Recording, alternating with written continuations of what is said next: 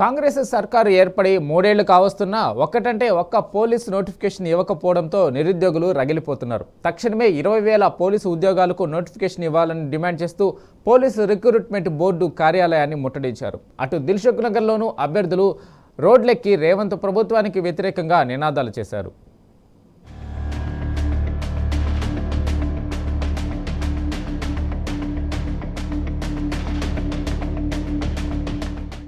రేవంత్ సర్కార్పై నిరుద్యోగులు జంగు siren మోగించారు. Police నియామకాల జాప్యాన్ని నిరసిస్తూ పోలీస్ రిక్రూట్మెంట్ బోర్డును ముట్టడించారు. కేవలం 5,000 ఉద్యోగాల నోటిఫికేషన్ వద్దని, కనీసం 20,000 పోలీస్ పోస్టులతో వెంటనే నోటిఫికేషన్ ఇవ్వాలని డిమాండ్ చేశారు.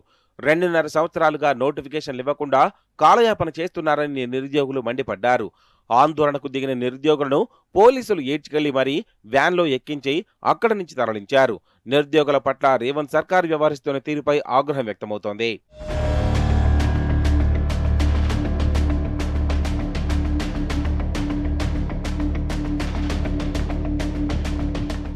అటు రేవంత్ డౌన్ నినాదాలతో దిల్సుఖ్ నగర్ హోరెత్తింది. కాంగ్రెస్ ప్రభుత్వ తీరును నిరసిస్తూ నిరుద్యోగుల ఆందోళన మిన్నంటింది. 5,000 పోస్టులతోనే సరిపెట్టకుండా పోలీస్ శాఖలో 20,000 పోస్టులను భర్తీ చేయాల్సిందేనంటూ యువత డిమాండ్ చేస్తున్నారు. రేవంత్ సర్కార్ వెంటనే స్పందించి పోలీస్ నియామకాలపై స్పష్టమైన ప్రకటన చేయాలంటున్నారు. లేని పక్షంలో రాష్ట్ర వ్యాప్తంగా ఉద్యమాన్ని మరింత తీవ్రతరం చేస్తామని హెచ్చరించారు. కాంగ్రెస్ ప్రభుత్వం వస్తే ఏడాదిలోనే 1,00,000 ఉద్యోగాలు ఇస్తామని చెప్పి, ఒక ఏడాదిలోనే 2 లక్షల ఉద్యోగాలు మేము విడుదల చేస్తామని చెప్పేసి ఆ 3 సంవత్సరాలు అయినా కూడా ఈ 3 సంవత్సరాల్లో రాష్ట్ర ప్రభుత్వం నిరుద్యోగ యువతను మొత్తం కూడా నెలకొక సాగు చెప్తూ, అబద్ధం చెప్తూ, నాంచుతూ, మోసం చేస్తూ అసెంబ్లీ సాక్షిగా జాబ్ క్యాలెండర్ విడుదల చేసి ఆ రోజున నెలకొక నోటిఫికేషన్ వస్తుందని మేము అందరం కూడా ఆశపడ్డాం. అప్పటి నుంచి మొదలు పెడితే 40,000 ఒకసారి అంటారు, 70,000 అంటారు, 30,000 అంటారు.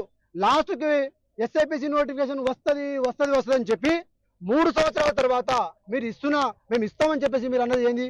5,000 ఉద్యోగాలు. 5,000 ఉద్యోగాలు ఇస్తే దాంట్లో 2,000 ఉద్యోగాలు హైదరాబాద్కి పోతాయి. 3,000 ఉద్యోగాలు 33 జిల్లాలకు పోతే ఒక్కొక్క జిల్లాలో ఒక్కొక్క కులానికి కూడా ఒక్కొక్క పోస్ట్ కూడా రాదు. నిరుద్యోగులపై కాంగ్రెస్ ప్రభుత్వం ఉక్కుపాదం మోపడాన్ని మాజీ మంత్రి హరీష్ రావు తీవ్రంగా ఖండించారు. పోలీస్ రిక్రూట్మెంట్ బోర్డు వద్ద తమ న్యాయమైన డిమాండ్ల కోసం ఆందోళన చేస్తున్న వారిని అణిచివేయడం దారుణమని మండిపడ్డారు. శాంతియుతంగా నిరసన తెలుపుతున్న వారిని ఈడ్చికెళ్లి అరెస్టులు చేయడం ఎంతవరకు సమంజసమని ప్రశ్నించారు.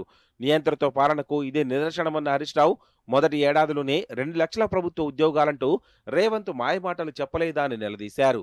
అధికారంలోకి వచ్చాక నిరుద్యోగులను అణిచివేస్తూ హిట్లర్ పాలన కొనసాగిస్తున్నాడని దుయ్యబట్టారు. స్వయంగా సీఎంఏ ప్రకటించిన 20,000 పోస్టులకు వెంటనే నోటిఫికేషన్ విడుదల చేయాలని హరీష్ రావు డిమాండ్ చేశారు.